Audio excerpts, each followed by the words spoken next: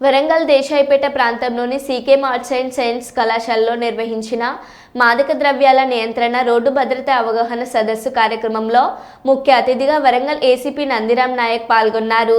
ఈ కార్యక్రమానికి వివిధ పాఠశాలల విద్యార్థులు, కళాశాలల విద్యార్థులు, యాజమాన్యాలు, పోలీస్ సిబ్బంది హాజరయ్యారు.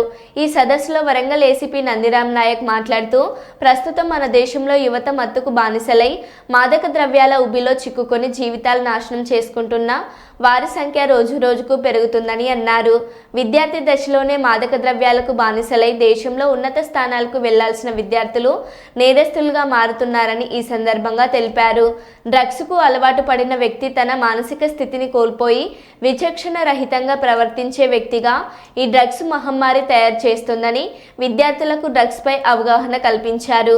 విద్యార్థులు చదువు పట్ల శ్రద్ధ వహించి జీవితంలో ఉన్నత స్థాయికి వెళ్లాలంటే ఎలాంటి చెడు అలవాట్లను అలవర్చుకోవద్దని విద్యార్థులకు సూచించారు. ప్రయాణాలలో అజాగ్రత్త వహించి నిండు జీవితాన్ని చేతులారా నాశనం చేసుకొని కుటుంబ సభ్యులకు గుండె కోతను మిగిల్చకూడదని, నిర్లక్ష్యాన్ని వీడి నిండు జీవితాన్ని కాపాడుకోవాలని ఈ సందర్భంగా విద్యార్థులకు రోడ్డు ప్రమాదాలపై అవగాహన కల్పించారు. దయచేసి పిల్లలు ఈ మెసేజ్ ను మీ పేరెంట్స్ కి చెప్పాలి.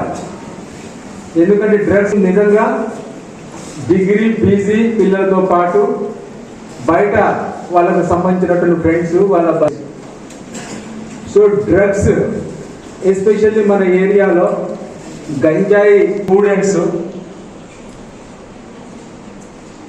గంజాయిని సేవించడము, గంజాయి దేశాయిపేటకి చెందినటువంటి ఒక ఇద్దరు యువకులు గంజాయి అమ్ముతా ఉంటే రెడ్ హ్యాండెడ్ పట్టుకోవడం జరిగింది.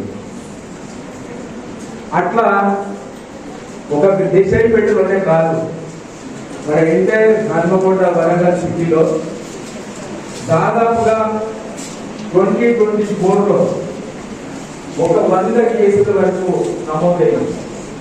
దీంట్లో చాలా మంది ఈ డ్రగ్ను ఈ కాలకు జైలు శిక్ష ఉంటుంది. ఈవెన్ మర్డర్ చేసిన 14 సంవత్సరాల వరకే ఉంటుంది. 14 సంవత్సరాల తర్వాత బయటకు రావడానికి అవకాశం ఉంది. కానీ గంజాయికి ఆస్కారం ఉంది. కాబట్టి దయచేసి ఎట్టి పరిస్థితుల్లో కూడా గంజాయిని సేవించడం కానీ గంజాయి ఎట్టి పరిస్థితుల్లో కాకుండా చూడాలి. కొంతమంది పిల్లలైతే 2 వీలర్ల మీద ఎక్కడో ఆంధ్ర ఒరిస్సా బార్డర్కి వెళ్ళి 2 వీలర్ల మధ్య ప్యాకెట్ గంజాయి కూడా తీసుకువస్తూ పోలీసులకు పట్టుబడినటువంటి సందర్భాలు ఎన్నో ఉన్నాయి.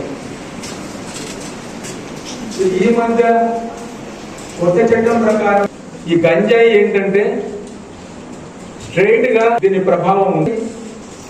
చదువు పైన మనము ఫోకస్ చేయలేము, చదువు పైన మనం కాన్సన్ట్రేషన్ చేయ మరి ఏ పని మీద కూడా మనకు కాన్సన్ట్రేషన్ చేయలేము.